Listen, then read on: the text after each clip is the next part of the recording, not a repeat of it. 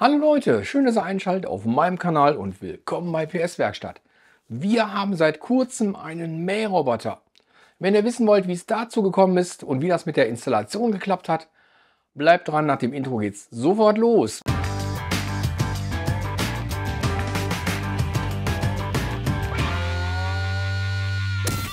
Wer träumt nicht davon, nach Feierabend auf die Terrasse mit was Kühlem zu trinken und man schaut dem Mähroboter bei der Arbeit zu, die man eigentlich selber machen müsste?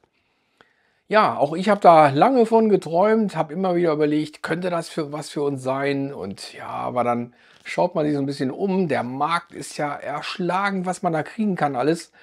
Und ja, preiswert ist das Ganze auch nicht. Also habe ich mich damit arrangiert, das wird erstmal nichts.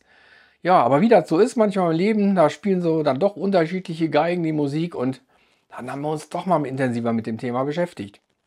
Ich habe viele Vergleiche, Tests gelesen im Internet. Auch bei YouTube selber habe ich ein bisschen was gefunden. Am Ende bin ich auch nicht schlauer geworden, ne? Das ist sowas von erschlagend, das Angebot. So viele verschiedene Modelle, Fabrikate, abhängig von der Leistung, also von der Größe der zu mähenden Fläche, was der können muss bei Wind und Wetter mit Regensensor und ja, welche Steigerungsmöglichkeiten.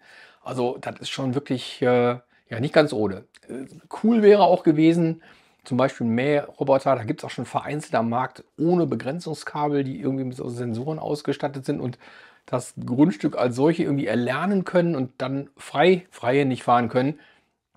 Aber am Ende ist es dann doch ein anderer geworden. Ich wollte den ursprünglich selber kaufen im Baumarkt oder im Internet und habe gedacht, okay, auch die Begrenzungskabel, das kaufst du alles selber, installierst du, kann ja so schwer nicht sein, die Kabel auf der Wiese festgenagelt und ja, was soll ich sagen? Im Grunde ist es wie mit vielen anderen Dingen. Jemand, der das tagtäglich macht, der kennt sich da viel besser aus, weiß, worauf er zu achten hat, was mit der Begrenzung, was mit dem Begrenzungskabel ist, wie nah kann ich damit an die jeweilige Grenze ran, ohne dass der Mäher Schaden nimmt. Nachher ärgert man sich, weil man zu weit in den Rasen reingegangen ist, dann hätte er noch ein paar Zentimeter mähen können oder andersrum, er würde ständig irgendwo gegen den Bordstein stoßen, ist ja auch total ärgerlich. Also, was haben wir gemacht? Ich habe unseren Gartenlandschaftsbauer gefragt und der hat gesagt, immer, weißt du was, ich kenne da jemanden, der macht gute Arbeit, der ist auch nicht zu teuer. Da rufst du mal an. Ja, das habe ich gemacht. Das ist jetzt 3 Monate her. Und die waren auch tatsächlich hier bei uns, haben sich den Grund und Boden vor Ort angeschaut, haben eine Begutachtung, also eine Begehung gemacht. Und dann hat er mir gesagt, du brauchst den Mäher, du brauchst so und so wie Kabel, das brauchen wir alles und da musst du drauf achten. Und ja, damit würde ich euch jetzt mal mitnehmen. Die Inbetriebnahme hat stattgefunden. Ich habe so ein paar Szenen aufgefangen. Wir gehen jetzt mal zusammen raus und ich würde euch auch anhand einiger Rückblicke, die ich da gefilmt habe, mal zeigen, wie das Ding installiert und in Betrieb genommen wurde. Viel Spaß beim Zuschauen. Ja, da sind wir draußen auf der besagten Rasenfläche. Viele von euch kennen den Garten ja schon. So, und wenn ich mich so umschaue, der ist so ungefähr, ich habe ihn nicht nachgemessen, so circa 500 Quadratmeter groß. Der geht jetzt hier hinten lang, am Holz entlang, bis hinten zu den Tannen, dann rüber auf die andere Seite und neben dem Grundstück, also quasi neben dem Carport noch vorne bis zur Straße. Da soll das ganze System jetzt eingerichtet werden und ich lasse mich überraschen. Ja, da ist er angekommen, der kleine Kerl. Noch ist er am Karton, aber den packen wir jetzt geschwind mal aus, weil ich will natürlich wissen, was sich in der Verpackung verbirgt. Ja, ich würde sagen, der macht auch schon was her. Richtig schickes Teil. Ja, hier kann man das Bedienteil sehen, mit dem der Mäher im Regelfall programmiert und eingestellt wird. Als erstes muss natürlich der Begrenzungsdraht außen um das Grundstück herum gelegt werden. Hier kann man das sehr schön sehen, wie das mit der Maschine gemacht wird. Da wird also im Abstand von in dem Fall 30 cm von der Außenkante ein kleiner Schlitz gefräst in die Wiese und der auf der Rolle befindliche Draht wird also gleichzeitig in diesen Schlitz abgelegt und der wird dann oben am Ende wieder verschlossen. Nachdem dann das Begrenzungskabel außen herum verlegt wurde, muss noch ein sogenanntes Leitkabel in den Boden eingelassen werden. Das wird in einer großen Schleife so mehr oder weniger über die gesamte Wiese gezogen und bis an die äußerste Stelle verlegt. An diesem Leitkabel kann der Mäher den Weg zurück zur Ladestation einfacher finden.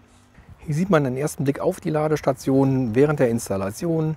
Da hinten schauen schon die ersten Kabel raus von dem Begrenzungs- und von dem Leitkabel und hier auch die Klemmen, mit denen das Ganze verdrahtet wird.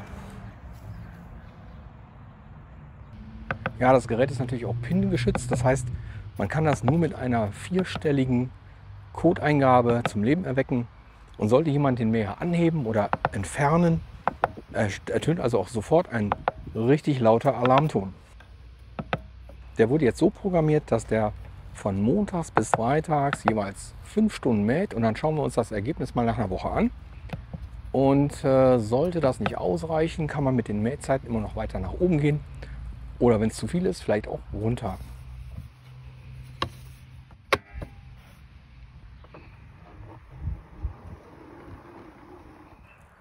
Natürlich ist das Ganze auch per App steuerbar, sodass ich die wichtigsten Parameter auch bequem auf dem Smartphone voreinstellen oder auch korrigieren kann.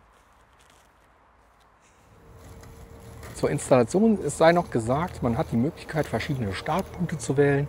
Wenn man ein Gelände hat, was vielleicht ein bisschen unwegsam ist oder wo es halt auch viele entlegene Stellen gibt, kann man dem Mäher bestimmte Punkte anhand des Leitkabels mitgeben, dass man sagt, fange 50% aller Mähvorgänge am Ende des Leitkabels an oder auf der Hälfte oder sonstig. An diesem Beispiel hier lässt sich sehr schön sehen, wie der Roboter den Weg zur Ladestation zurücksucht, weil der Akku zur Neige geht. Er versucht jetzt also erst das Leitkabel zu finden und hangelt sich dann an dem Leitkabel zurück bis zur Basisstation. Er versucht auch immer einen anderen Weg einzuschlagen, also er fährt nie genau über das Kabel, er fährt mal ein Stück weiter links, mal ein Stück weiter rechts darüber, sodass er nie die gleiche Spur nutzt und da halt entsprechend auch keine Fahrspuren in der Wiese erzeugt werden.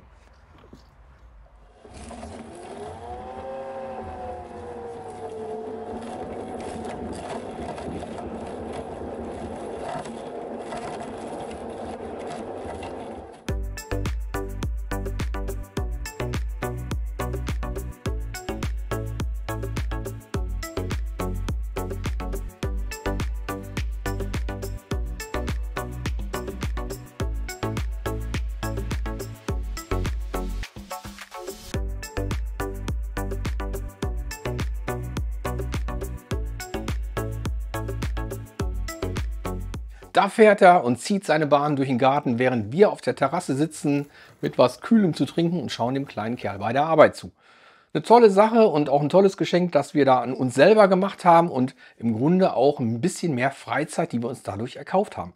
Und das Dollste an der ganzen Sache ist ja jetzt, den kann ich ja jetzt auch mit eigenem oder selbst erzeugtem Solarstrom versorgen, denn wenn der nachmittags auf seine Ladestation zurückkehrt, also zum 2. oder 3. Mal, sage ich mal, dann ist es immer noch richtig hell und dann haben wir immer noch Strom in der PV-Anlage, sodass wir den kleinen Kerl damit speisen können. Super Win-Win-Situation und ja, ich bin einfach super zufrieden.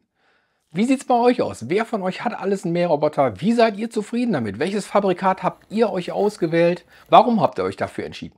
Schreibt es mir hier direkt unter die Kommentare ins Video oder auch bei Instagram. Und ihr wisst ja, auch da werde ich euch antworten. Ich freue mich auf eure Rückmeldung. Wem es gefallen hat, lasst mir einen Daumen nach oben da. Ich freue mich auf jede Rückmeldung von euch. Und wer noch nicht hat, Freunde, auch ein Abo dalassen. Beim Abo die Glocke nicht vergessen, damit ihr beim nächsten Mal nichts verpasst, wenn es wieder was Neues bei PS Werkstatt auf dem Kanal gibt. In diesem Sinne, ich wünsche euch eine schöne Sommerzeit. Wir sehen uns, bleibt gesund. Bis zum nächsten Mal. Macht's gut.